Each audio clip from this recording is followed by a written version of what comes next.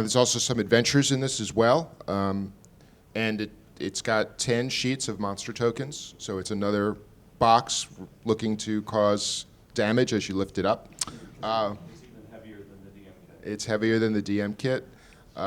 The other cool thing about this is that, as they said, these are classic monsters, but they work right alongside the monsters from Monster Manual, so you'll get new kobolds, new orcs, new owlbears, etc., as we have on the cover. We did this cover just for Chris Youngs, who works on our digital stuff, because he doesn't like the owlbear. And how can you not like the owlbear? And he's going to hate me for saying this. Going on Twitter, he'll find out before you get home. Thank you. Thank you. The second Dungeon Tiles Master Set hits this month as well, and this time it's the city. All tiles set up so that you can do city adventures. One side of the tile is the streets with the buildings and the cobblestones, and the other side is sewers. So you can do underground and overground for the city. And here's the first of my reveals for the show. In November, like the Orcus that came out earlier, we are doing a limited set of Beholder miniatures, including Beholders that are brand new as of Monster Manual 3. There's the Ghost Beholder and the Shadow Beholder, and a few other. I don't remember. What's the Ice Beholder? John doesn't remember. But this box is also really cool. I couldn't get a picture of this, but the lid opens like a book, and then you see the 4 Beholders right there, so you can actually display them in the box. It's a really cool set, and it's coming in November. Like the Orcus, there will not be a lot of them, so if you want one, tell your game store to save you one. And also in November, our second board game, Wrath of a Shardalon. Whereas Castle Ravenloft had all undead monsters, as well as some other stuff, this one has a great big red dragon, among other stuff. There's also an Odiug mini in this box. And it uses the same game system as Castle Ravenloft. The two games will work together, and we'll do things on the website to show you how to do that. The other thing about these games, they're cooperative. And they're also good for you can play them by yourself or with up to 5 players. And then in December, we wrap up the Essentials products with the Wilderness Dungeon Tile Set. Another big box full of outdoor goodness.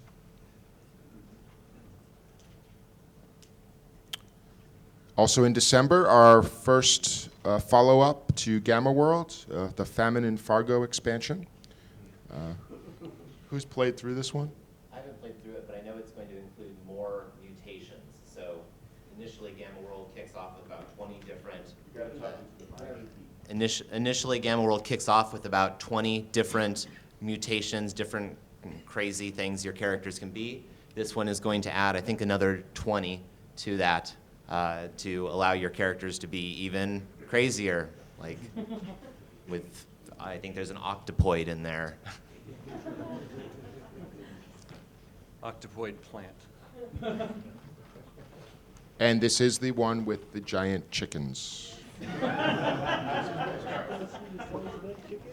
Will there be a mini for that? There will be a token. You go out and catch the mini, and then you bring it to your game.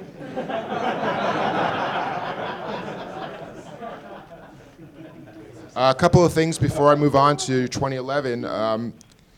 We'll go back to the Red Box. The Red Box is going to have a game day in September. So look for that at your local game stores. Then, as we said, the Keep on the Borderlands Encounter season, which is also tied to the Essentials, will kick off. And then in October, I believe, is it October, the Gamma World game day? I'm asking Laura Tomervik, who's our marketing manager. Stand up, say hello. Hello. She knows that stuff, so I don't have to remember it. The game day for Gamma World will be in October. And the adventure that's we put together, the famous Chris Youngs that I mentioned earlier was managed that project, and he's very proud of it. It's got some website connections. Where's Bart? Are you back there? Bart left. I don't know if I can tell you what's that. I'm not going to tell you about that, but maybe they'll tell you tomorrow, later today at the event, at the Gamma World seminar. I also want to tell you about some of the novels. My group is also, we do the games, but we also do the novels. Here at the show, Ed Greenwood's new Elminster Must Die is available for the Forgotten Realms. It's a new adventure for the mightiest mage in the Forgotten Realms, in Faerun. The new Dungeons & Dragons line that I happen to write the first novel of debuts this month. Actually, Tuesday it came out. This is the first time we've done pure Dungeons & Dragons novels in a long time, and we're very excited about this line. This is set in the Nentir Vale and the surrounding area, the same place that we have in the Player's Handbook, all the adventures, and in the new Essentials material.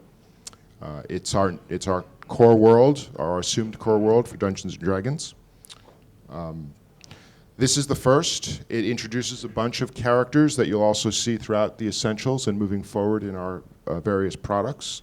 And these characters will be doing all kinds of stories in this Dungeons & Dragons line. This is the new bad guy in the series, which is John's group did really good with his art. It's creepy. Anyone who's interested, I'll be doing a signing at 1 o'clock, and the first 50 of you will get a free copy of the novel that I'll be happy to sign. I'll sign anything else if you want to come by. We'll be over at the author's area at the far end of the exhibit hall. With this new Dungeons & Dragons line, we've also got this prelude novella going on.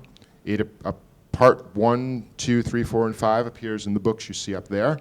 It started last month with the Ghost King paperback, and then part 2 is in my book. The next one will be in the Dark Sun novel that comes out later this year, then in the Forgotten Realms, and also in Eberron. So this prelude novella is written by James Wyatt, and it sets up a big storyline that's going to cross all of our categories: board games, encounter seasons, novels, and role-playing beginning next year, which we'll talk about a little later. In October, R.A. Salvatore's next book, Gauntled Grimm, hits. It's a new beginning of a new trilogy for Drizzt. And for those of you with younger minded readers in your families, just to show you some of our young adult stuff coming up. Practical Guide to Dragon Magic. Our Young Wizard's Handbook that tells you how to trap a zombie, track a vampire, and doing other cool things. It's basically an activity book. And Bob and his son write their third book together, The Sentinels, which is the conclusion of the Stone of Timero series. I want to give a call out to IDW is doing some Dungeons & Dragons comics. We're very excited to be working with these guys. The first one is set in the core world. It actually takes place in Fallcrest, and that's written by John Rogers of Leverage fame. And the second one that's coming out is a Dark Sun book by Alex Irvine, who's one of our authors as well as a novelist in general. And those two will be their first ongoing series for their Dungeons & Dragons comics. And in 2011, they're working with R.A. Salvatore to do a Drizzt comic. New stories for Drizzt. So that'll be in 2011. Which brings us to our 2011 stuff. Oh, we're out of time. We can run that. What's in here after this? Dark Sun. Dark Sun. Dark Sun's next. Okay. Yeah, we can run long. So I talked about the world-spanning events. We're leading up to a thing called the Abyssal Plague. And the Abyssal Plague will take place in the Dungeons and Dragons novels, but it will also have echoes in our other worlds. You'll see it in the Forgotten Realms. You'll see it in Dark Sun. So next year you'll get the main storyline is in the Dungeons and Dragons line, beginning with Temple of Yellow Skulls by Don Bassingwaith. The main storyline continues in August in Oath of Vigilance, a Dungeons and Dragons novel by James Wyatt. But Bruce Cordell's Sword of the Gods is how this plague affects the Forgotten Realms, and Under the Crimson Sun, the Dark Sun novel in June, how this storyline affects the Dark Sun world. We're really excited about this project, and we think you guys will be. I hope you guys like it. It's been a really fun, coordinated effort. Nothing forever on that? There might be, but I'm not going to tell you everything that's going on. There are some things that must be left as a surprise. So what's coming out next year? We're going to start off the year with a project called A Gazetteer for the Nintir Vale. We're making such a big deal of this place, we figured we should give you a little book that shows you what's there and how to use it. It's a 6x9 format, so it's a paperback book with a gatefold map of the Nintir Vale, but also what's around it. So it'll be the first time we begin to expand beyond the Nintir Vale as well. And then we're doing something called fortune cards. Mike, Steve, who wants to wrestle for this one? So did you say you'll take it? Yeah. Okay, go for it. So fortune cards add a little bit of randomness to your game. They are, as you might imagine, cards that you buy, and they're in booster packs, just like a Magic deck or Magic booster pack. But and they are little elements of fortune or luck that can influence how your character is acting. You draw a card, you can then, if you meet some of the conditions on the card, use it for some benefit during your turn. It sort of gives you a little bit of an idea of, like, just in your decision making on your player's turn, what you want to do, and sort of what kinds of actions you want to accomplish on that turn. But it just adds a little bit of fun and power to your character during your game session. So. Yeah. The basic idea behind it is when we talk about Gamma World, where you have a card deck with very random things can happen based on how your character's mutating. We don't want D&D characters to mutate, but what we like is the idea, like, yeah, when you're watching like a movie or reading a comic book or any story, there are these sort of just random twists or sudden changes in how the combat's flowing that can have a really big, interesting effect. So we didn't want these just to be like a naked power-up. We don't want this where you just, I have the rare cards, I just kill the monster. They are more that sort of random, dramatic swing of events that can happen in a fight where maybe things kind of take a turn you didn't really expect. So it's really embracing this sort of random element of the game. And like Bill mentioned with the Game World cards, we don't really mean this for you to like go out and buy an optimized 60-card deck that just destroys everything. It's really just meant to be something random. In a way, you could say if you collected every single last card and got 8 copies, you'd be kind of defeating the purpose of having this sort of random swing of chance during an encounter. In playtest, they've been the most fun when someone's played one, and it's been a surprise to everyone at the table what just happened or what could happen. So.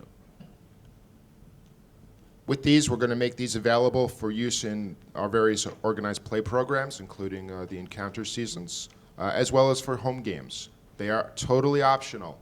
But like with the Gamma World, they add a fun element to the game that we think you should at least try. And like we said, they're not meant to be buy a case and collect them all. That's not the way they work.